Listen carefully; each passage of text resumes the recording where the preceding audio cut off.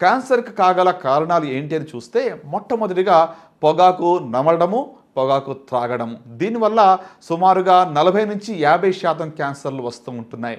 So కాబట్టి పొగాకు త్రాగడము, నమలడము, రెండోదిగా అధికంగా మద్యపానం సేవించటము, మూడవదిగా కొన్ని రకాలైనటువంటి ఇన్ఫెక్షన్స్ శరీరంలో ఉండటము. ఉదాహరణకు హెపటైటిస్ బి వైరస్ కావచ్చు. అన్నిటికంటే ఎక్కువగా కనబడేటువంటిది హ్యూమన్ ప్యాపిలోమా వైరస్ అనేటువంటి ఇన్ఫెక్షన్ వల్ల గర్భాశయపు ముఖద్వారపు క్యాన్సర్ వస్తూ ఉంటుంది. సో కాబట్టి కొన్ని ఇన్ఫెక్షన్స్ వల్ల కూడా క్యాన్సర్ రావచ్చు. అలాగనే పొల్యూషన్ వల్ల వస్తూ ఉంటుంది. ఎక్కువగా ఎయిర్ పొల్యూషన్ కావచ్చు, లేకుంటే ఇండస్ట్రియల్ పొల్యూషన్ కావచ్చు. దీనివల్ల కూడా క్యాన్సర్ యొక్క సంఖ్య క్రమేణా పెరుగుతూ ఉంది. అట్లనే జన్యుపరంగా కూడా క్యాన్సర్ వచ్చే అవకాశాలు ఉంటాయి. జన్యుపరంగా క్యాన్సర్ వచ్చే అవకాశాలు 5-10% మాత్రమే.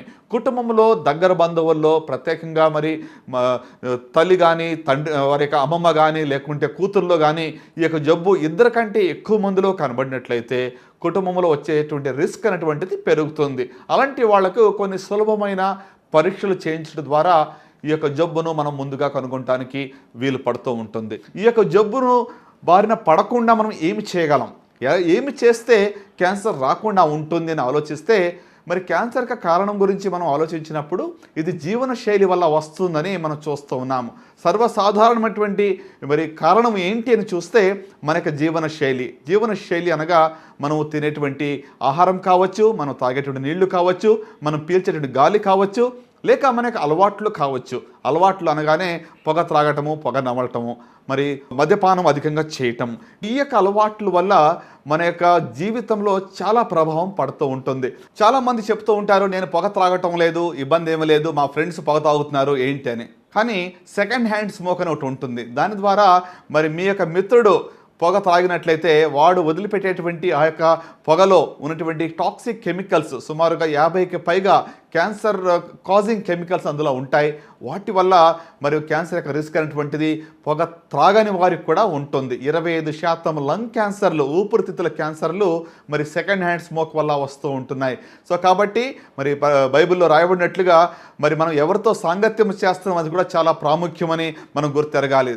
ఎందుకంటే మనము పొగ త్రాగపోయినప్పుడు కూడా త్రాగే వాళ్ళ దగ్గర ఉంటే మనకు కూడా రిస్క్ ఉందని గుర్తుపెట్టుకోవాలి. అలాగనే అసలు ఈ క్యాన్సర్ జబ్బు రాకుండా మనం ఏమి చేయగలం, ఎలాంటి సూత్రాలు మనం పాటిస్తే ఈ జబ్బు రాకుండా మనం చూసుకోగలం, దీని గురించి మనం మాట్లాడుకుందాం. మొట్టమొదటిగా ఒకవేళ మీరు పొగ త్రాగుతున్నట్లయితే మానేయాలని నేను మనవి చేస్తున్నాను. ఎవరైనా కూడా పొగ నవ్వులుతున్నట్లయితే పొగాకును దయచేసి మానేయండి. మొట్టమొదటి సూత్రము పొగాకు నవ్వటము, పొగాకు త్రాగటము మానేయాలి. దీనివల్ల 40-50% క్యాన్సర్లు మనం నియంత్రించవచ్చును. సో కాబట్టి మొట్టమొదటి సూత్రము పొగాకు మానేయడము. రెండవదిగా చూసినట్లయితే మనం ఊబకాయం అనేటువంటి దానివల్ల క్యాన్సర్ యొక్క సంఖ్యలు పెరుగుతూ ఉన్నాయి. కాబట్టి మన యొక్క శరీరంలో నుండి బరువును బాగా కాపాడుకోవడం అనేది చాలా ప్రాముఖ్యము. అలాగనే మూడవదిగా ఫిజికల్గా యాక్టివ్గా ఉంటాం. అంటే మనం ఫిట్నెస్ చాలా ప్రాముఖ్యమైనటువంటిది కనుక ఈ రోజుల్లో ఒత్తిడి ఎక్కువగా ఉంటుంది. కాబట్టి మనం క్యాన్సర్ని నియంత్రించాలి అంటే ఫిజికల్ యాక్టివిటీ అనేటువంటిది చాలా ప్రాముఖ్యము.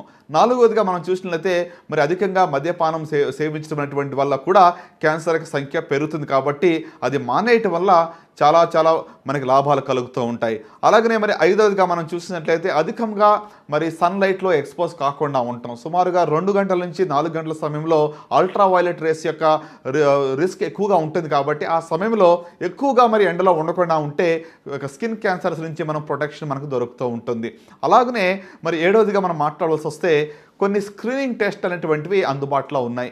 అలాంటివి మనం చేయించుకున్నట్లయితే జబ్బు మనలో లేకపోయినప్పుడు కూడా, ఆ లక్షణాలు మనలో లేకపోయినప్పుడు కూడా ముందుగానే ఈ యొక్క జబ్బును కనుగొనటానికి వీలు పడుతూ ఉంటుంది. సో స్క్రీనింగ్ టెస్ట్స్ అని అంటాం. కొన్ని కామన్ క్యాన్సర్స్, ప్రత్యేకంగా రొమ్ము క్యాన్సర్ కావచ్చు, సర్వైకల్ క్యాన్సర్ కావచ్చు, కొలన్ క్యాన్సర్ కావచ్చు, ప్రోస్టేట్ క్యాన్సర్ కావచ్చు, లేకుంటే ఓరల్ క్యాన్సర్ కావచ్చు, వీటికి సంబంధించి కొన్ని సులువైన ఎంతో తక్కువ ఖరీదుతో కూడిన కొన్ని పరీక్షలు మనకు అందుబాటులో ఉన్నాయి. అవి చేయించుకున్నట్టు ద్వారా ఈ యొక్క జబ్బును మనం ముందుగానే కనుగొనటానికి వీలు పడుతుంది. వాటినే స్క్రీనింగ్ టెస్ట్ ఫర్ క్యాన్సర్ అని చెప్తూ ఉంటాం. స్క్రీనింగ్ టెస్ట్ అనగా ఏమిటి, ఇవి ఎందుకు చేయాలి, దీనివల్ల ప్రయోజనం ఏమిటి అని మనం తెలుసుకుందాం. స్క్రీనింగ్ అనగానే మనకు జబ్బు శరీరంలో ఏర్పడక ముందే కొన్ని పరీక్షలు చేయించుకుంటే దాన్ని స్క్రీనింగ్ అంటాం.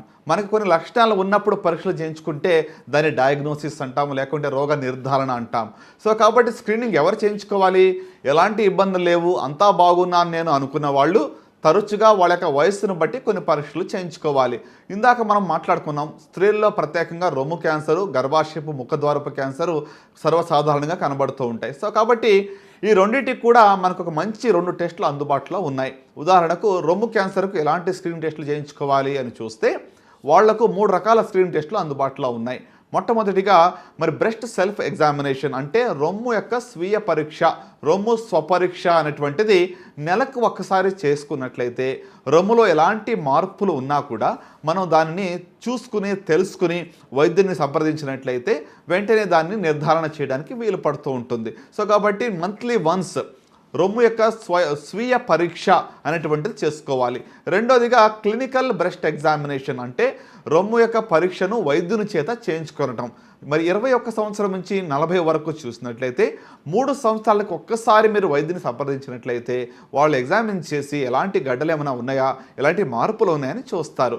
ఈ 2 కాకుండా చాలా ప్రాముఖ్యమైనటువంటి స్క్రీనింగ్ టెస్ట్ రొమ్ము క్యాన్సర్కు అందుబాటులో ఉంది. దాని పేరే మ్యామోగ్రఫీ అంటాం.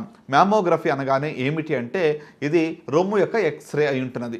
ఈ రొమ్మును ఒక ఎక్స్రేలో తీసి రొమ్ములో మనకి తెలియకుండానే, చేతికి తగలకుండానే చిన్న కణితులు ఏమైనా ఏర్పడ్డాయా, అంటే సుమారుగా మరి ఒక 1/2 సెంటీమీటర్ కావచ్చు, 1 సెంటీమీటర్ కావచ్చు, చిన్న కణితులు మనకు తెలియకుండానే ఇక క్యాన్సర్ ప్రారంభమైనట్లయితే దానిని మనం ముందుగానే నిర్ధారణ చేయడానికి, పట్టుకోవడానికి వీలు పడుతుంది.